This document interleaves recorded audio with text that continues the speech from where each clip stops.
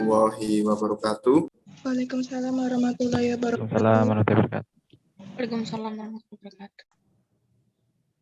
Selamat sore semuanya. Sore, Pak. Sore, Pak. Bagaimana kabar kalian hari ini? Sehat semua atau ada yang sakit? Sehat. Alhamdulillah sehat, Pak. Sehat, alhamdulillah sehat. Nah, oke, sebelum memulai pembelajaran sosiologi hari ini, marilah kita berdoa sesuai dengan keyakinannya masing-masing. Dan Bapak mengundangnya, ketua kelas ini siapa kira-kira? Saya, Pak. Oke, dengan Mbak Ika ya. Oke, silahkan bisa memimpin berdoa untuk kelas sore pada hari ini. Silahkan. Baik, Pak. Teman-teman, sebelum kita memulai pelajaran sosiologi pada sore ini, alangkah baiknya kita berdoa menurut agama dan kepercayaan masing-masing. Berdoa dimulai. Materi kemarin itu kita belajar tentang apa? Saya izin menjawab, Pak. Ya, untuk Mbak Emilia dipersilahkan.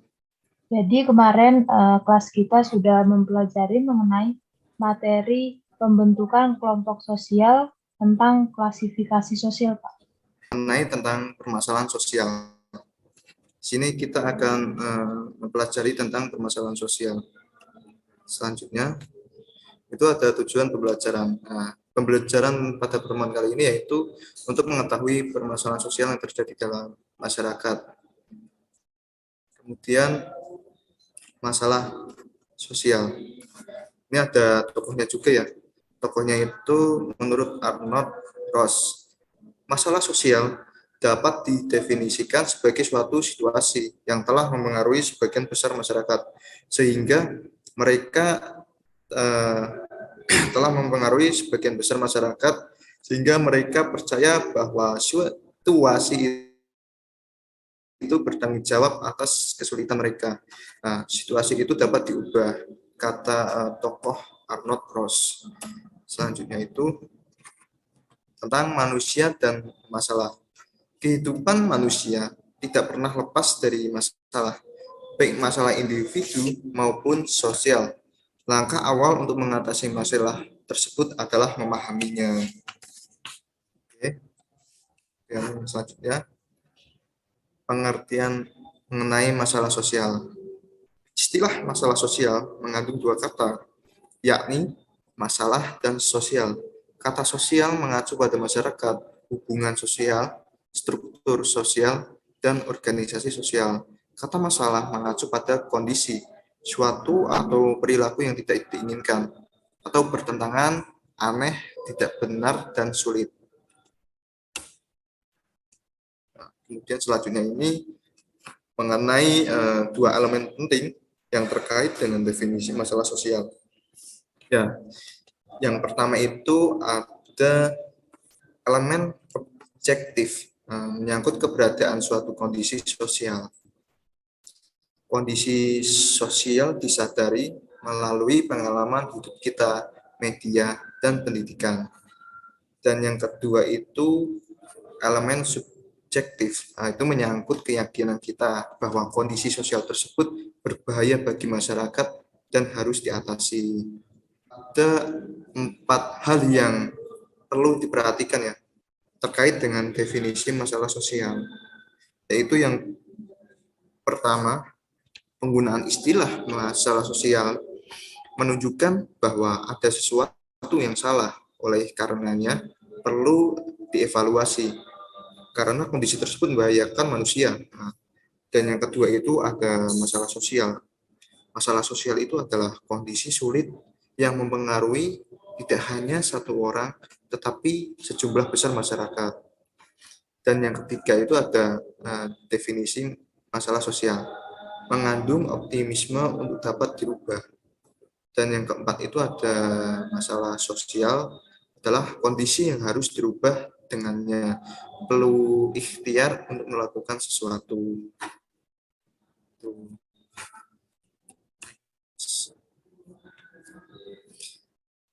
mengenai beberapa teori sosiologi tentang permasalahan sosial. Itu ada teori fungsionalis. Semua bagian masyarakat mempunyai fungsinya masing-masing dalam masyarakat. Semua bagian masyarakat ini saling bekerja sama membangun tatanan sosial yang stabil. Jika salah satu bagian dari masyarakat tersebut tidak menjalankan fungsinya dengan baik, maka terjadilah ketidakteraturan sosial dalam bentuk masalah sosial. Itu.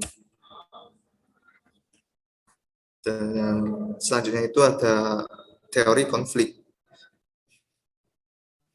Masalah sosial timbul dari berbagai macam konflik sosial, yaitu konflik kelas, rasa atau konflik etnis, dan konflik gender. Terdapat dua perspektif teori konflik, yaitu teori Marxis dan teori non-Marxis.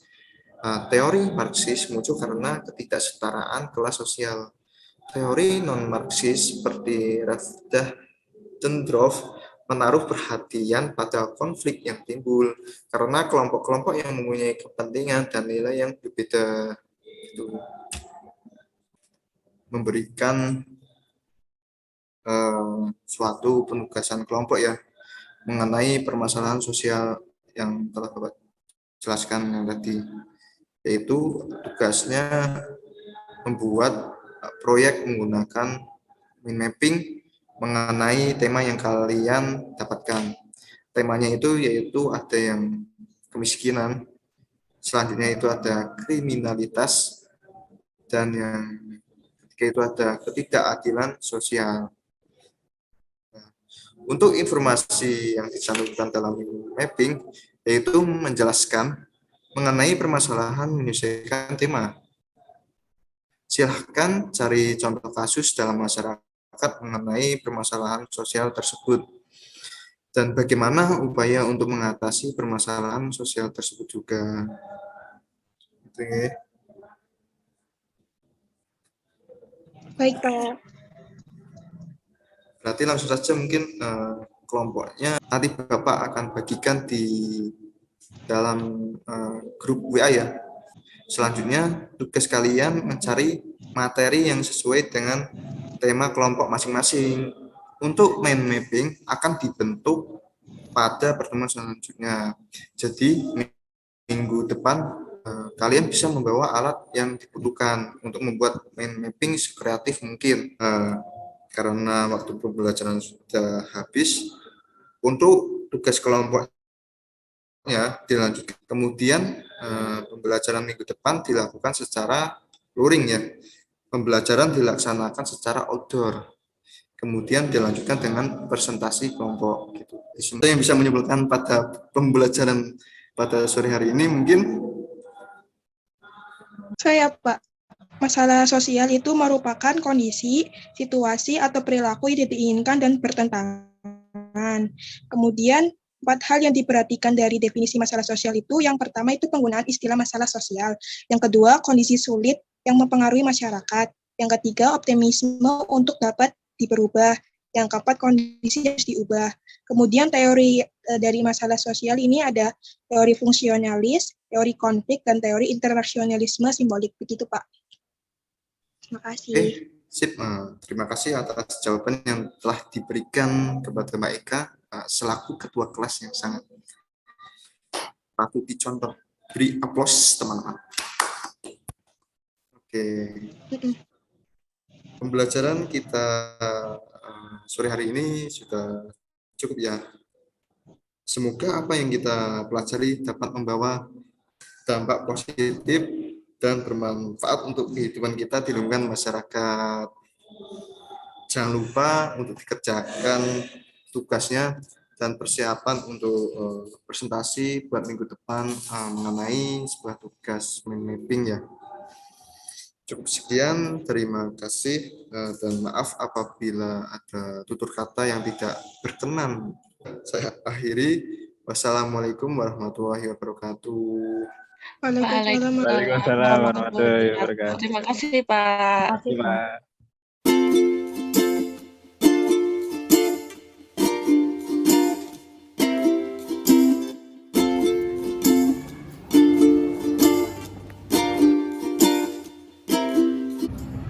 Assalamualaikum warahmatullahi wabarakatuh. Waalaikumsalam warahmatullahi wabarakatuh. Selamat sore semuanya. Sore Pak. Bagaimana kabar Anda pada sore ini? Alhamdulillah baik. Ya. Sebelum kita memulai pembelajaran sosiologi pada sore ini, siapa ketua kelasnya di kelas ini? Ya. Baik, dipimpin berdoa pada sore hari ini.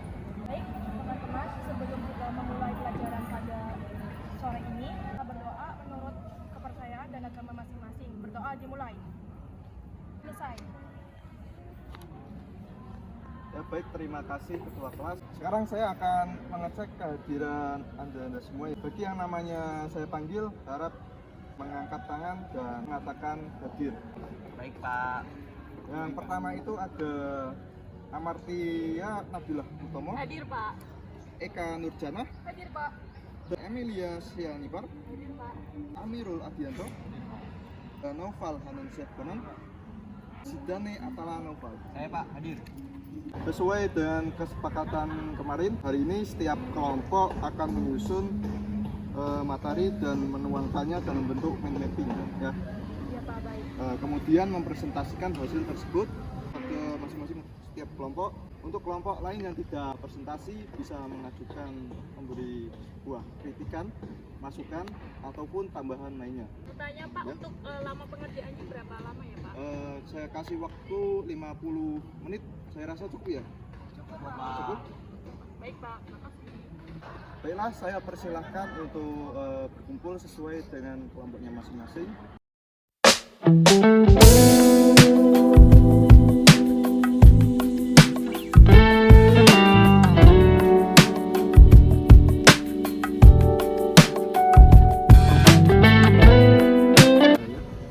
Ini tentang apa ya?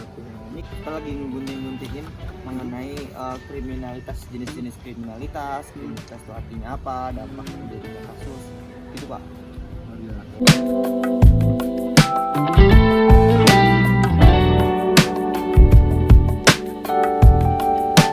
Oke anak-anak, sekarang waktu untuk pengerjaan mapping telah usai. Apakah sudah selesai semua? Sudah Pak. Baik, langsung saja kalau semuanya sudah selesai langsung berkumpul di sana ya. Baik Pak. Kita lanjut ke presentasi ya. Setiap kelompok akan Bapak beri waktu maksimal itu 15 menit untuk memaparkan hasil kerjanya. Sampai di sini apakah sudah jelas? Jelas, Pak. Jelas Pak. Tanya Pak, untuk urutan presentasinya bagaimana ya Pak? Kalian maunya gimana? Apakah ada yang sudah siap untuk maju ke depan? Gimana? Urut aja Pak. Berarti dari kelompok yang pertama ya, kelompoknya satu. Iya. Assalamualaikum warahmatullahi wabarakatuh. Waalaikumsalam warahmatullahi wabarakatuh. Perkenalkan, kami dari kelompok 1 yang beranggotakan saya sendiri Amartia Nabila Utomo sama Saya Zidan Atala Noval. di sini kami akan mempresentasikan hasil kerja kelompok kami, yaitu mengenai kriminalitas. Terlihat di ini ada foto para kriminal yang sudah ditangkap, dan pengertian kriminalitas yaitu kriminalitas merupakan segala macam bentuk tindakan dan perbuatan yang merugikan secara ekonomis dan psikologis yang melanggar hukum yang berlaku dalam negara Indonesia serta norma-norma sosial dan agama. Untuk jenis-jenis kriminalitas yaitu di sini ada blue collar crime, yaitu blue collar crime adalah tindakan kriminal yang pelakunya dari kelompok kelas bawah. Contoh-contohnya blue collar crime itu yaitu pencopetan. Untuk selanjutnya akan dijelaskan lagi. Nah, untuk selanjutnya kita akan membahas mengenai dampak terjadinya kasus. Dampak terjadinya kasus di sini disebutkan ada dua, yaitu kerugian material dan kerugian imaterial. Solusi dari kasus ini yaitu adanya tindakan tegas. Yang pertama, kemudian ada meningkatkan peran serta orang tua, kemudian yang terakhir ada menumbuhkan kerjasama yang solid antara aparat masyarakat dan juga dalam menjaga keamanan negara. Sekian dari kelompok kami. Warahmatullahi wabarakatuh. Apakah ada yang ingin bertanya? Saya ingin bertanya, Silakan Mbak Eka. jadi di dalam kasus tersebut itu kan ada satu kasus kriminal. Nah, kasus tersebut itu termasuk dalam jenis kriminalitas apa gitu? Izin menjawab ya. Menurut saya itu masuk ke dalam jenis kriminalitas grup pelak crime yang mana pelaku-pelakunya itu dari kalangan kelas bawah gitu. Apakah jelas? Terima kasih. Apakah ada yang ingin bertanya lagi? Terima kasih. Sekian dari kelompok kami. Wassalamualaikum warahmatullahi wabarakatuh. Oke, terima kasih untuk kelompok 1 atas pemaparan yang sangat bagus sekali. Mari kita beri aplaus. Untuk kelompok 2, persilahkan untuk maju ke depan. Baik, assalamualaikum warahmatullahi wabarakatuh. Kami dari kelompok 2 yang beranggotakan saya sendiri Amir Aldianto dan yang kedua ada Emilia Sianipar. Jadi kami akan mempresentasikan hasil mind mapping kami dengan seperti yang kita ketahui bahwa kemiskinan adalah kondisi di mana seseorang tidak mampu untuk memenuhi kebutuhan hidupnya. Terus yang kedua ada kemiskinan relatif. Jadi kemiskinan ini yaitu kemiskinan yang melanda seseorang namun ia masih mampu untuk memenuhi kebutuhan dasarnya. Tiga, ada kemiskinan absolut. Jadi kemiskinan absolut ini yaitu sebuah tahap di mana individu sulit bahkan tidak sanggup untuk memenuhi kebutuhan pokoknya. Kemudian untuk contoh kasus, kami mengambil berita dari CNN dengan judul jumlah penduduk miskin Republik Indonesia mencapai 26,5 juta jiwa. Untuk dampak dari kasus ini yaitu yang pertama semakin meningkatnya kasus putus sekolah, yang kedua yaitu muncul berbagai masalah kesehatan di masyarakat. Nah, untuk solusi menurut kelompok kami itu bisa dilakukan, pemerintah bisa mengupayakan 3 solusi. Yang pertama yaitu memperbanyak lapangan pekerjaan dan yang ketiga yaitu meningkatkan fasilitas kesehatan. Begitu, sekian dari kelompok kami. Jika ada pertanyaan kami persilakan. Saya izin bertanya. Ya, silakan Tia.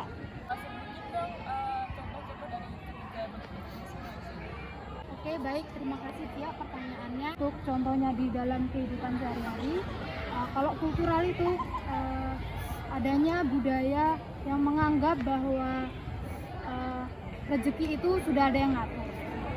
Nah, untuk kemiskinan relatif itu contohnya seseorang yang merasa dirinya miskin karena dia hanya bisa memiliki sepeda, sedangkan teman-teman yang lain sudah memiliki motor. Juga di tingkat ekonomi yang rendah. Apakah jawabannya bisa diterima? Baik, jadi seperti itu yang dapat kami sampaikan. Assalamualaikum warahmatullahi wabarakatuh. Terima kasih untuk kelompok 2, pemaparan yang bagus sekali. Selanjutnya untuk kelompok terakhir itu kelompok 3. Kelompok 3 dipersilahkan maju ke depan. Assalamualaikum warahmatullahi wabarakatuh. Waalaikumsalam warahmatullahi wabarakatuh. Kami dari kelompok 3 dengan anggota kelompok saya sendiri Eka Nurjana dan teman saya Naufal Hanan Syahana ingin mempresentasikan hasil diskusi kelompok kami mengenai ketidakadilan sosial. Ketidakadilan sosial merupakan tindakan yang sewenang-wenang yang menyangkut permasalahan pembagian hak yang tidak adil baik secara individu maupun kelompok. Bentuk-bentuk ketidakadilan sosial itu ada 4, yaitu stereotip, subordinasi, marginalisasi, dan juga dominasi. Ya, saya akan menjelaskan terkait dengan bentuk-bentuk ketidakadilan sosial. Yang pertama itu ada stereotip. Jadi stereotip itu suatu pemberian sifat tertentu secara subjektif kepada orang lain berdasarkan kategori kelompoknya. Contoh-contoh dari stereotip itu misalnya seperti suku Jawa yang dilabelkan atau distereotipkan sebagai suku yang lemah lembut. Nah, untuk yang kedua itu ada subordinasi. Nah, subordinasi itu bisa disebut juga sebagai penomorduaan. Kelompok yang tersubordinasi itu kelompok minoritas. Untuk yang terakhir itu ada dominasi. Dominasi itu kayak sebuah proses di mana antara kelompok lebih kuat dengan kelompok yang lebih lemah. Kelompok yang kuat mendominasi atau menguasai atau menindas kelompok yang lebih lemah. Kasus yang diambil mengenai ada bias gender pada perempuan di dunia kerja yang diambil dari channel YouTube-nya Kompas TV. Kerja ini, bagian ini itu khusus laki-laki, yang gini tuh perempuan, jadi terlalu mengotak-ngotakan pekerjaan. Yang ketiga ada beban ganda. potensi perempuan yang kurang berkembang. Karena perempuan itu dibatasi dengan pekerjaannya, jadinya perempuan itu kan tidak bisa mengaplikasikan potensi yang ada pada dirinya begitu. Sebelum menikah itu alangkah baiknya antara laki-laki ataupun perempuan itu berunding. Sekian presentasi dari kelompok kami, kurang lebihnya mau dimaafkan. Apabila ada pertanyaan, dipersilakan. Saya izin bertanya. Jadi tadi kan sudah dijelaskan mengenai stereotip. Lalu apakah stereotip ini selalu mengarah ke negatif? Apakah tidak ada yang stereotip yang mengarah kepada hal-hal yang positif begitu? Terima kasih. Baik, terima kasih pertanyaannya untuk kelompok 2. Stereotip itu juga ada yang stereotip positif ya, yaitu contohnya stereotip pada negara Indonesia. Indonesia itu kalau di negara-negara lain itu bilang katanya Indonesia itu negara yang mayoritas penduduknya itu ramah-ramah. Yang lain tadi kan dari negara kita kecilkan lagi ke misalnya ke provinsi Jawa atau suku Jawa. Nah, suku Jawa itu kan biasanya orang-orang nge-labelin orang-orang Solo itu lemah lembut gitu. Itu hampir sama lah kayak yang contoh pertama tadi ke guru, dimana guru itu dilabelin sebagai sosok yang bijak dan juga sebagai pemberi contoh teladan. Bagaimana kelompok 2, apakah jelas? Sudah cukup jelas. Terima kasih atas jawabannya. Baik, terima kasih. Sekian presentasi dari kelompok 3. Kurang lebihnya mohon dimaafkan. Wabillahi taufiq hidayah. Wassalamualaikum warahmatullahi wabarakatuh. Waalaikumsalam warahmatullahi wabarakatuh. Oke, terima kasih untuk kelompok 3 yang pemaparan yang bagus sekali. Jadi itu mengenai ketidakadilan sosial. Baik, karena semua kelompok sudah maju dengan mempresentasikan hasil karyanya sendiri, mari kita beri aplaus. Jadi begitu ya anak-anak, ada 3 fokus permasalahan sosial yang kita bahas pada hari ini. Yang pertama itu mengenai kemiskinan, dan yang kedua itu mengenai kriminalitas, dan yang ketiga itu mengenai ketidakadilan sosial. Jadi kalian semua apakah bisa menyimpulkan pada materi pada sore ini? Jadi dari ketiga permasalahan sosial yang kita bahas tadi, dapat disimpulkan bahwa permasalahan sosial itu adalah sesuatu hal yang timbul di masyarakat dan harus dicari solusi permasalahannya. Ya, tepat sekali untuk Mas Amirul. Yang lainnya apakah ada yang ingin berpendapat? Mungkin Saya Pak, mungkin silakan. Jadi berdasarkan tadi yang sudah dipresentasikan, kemiskinan, kriminalitas, dan ketidakadilan sosial itu ternyata ada faktor-faktornya juga Pak, dan juga ada dampak, terus besertakan solusi yang sudah dijelaskan tadi Pak. Mungkin begitu Pak. Ya, bagus sekali di penyampaian dari Mas Hanan. Ada yang mau menyimpulkan lagi? Saya Pak.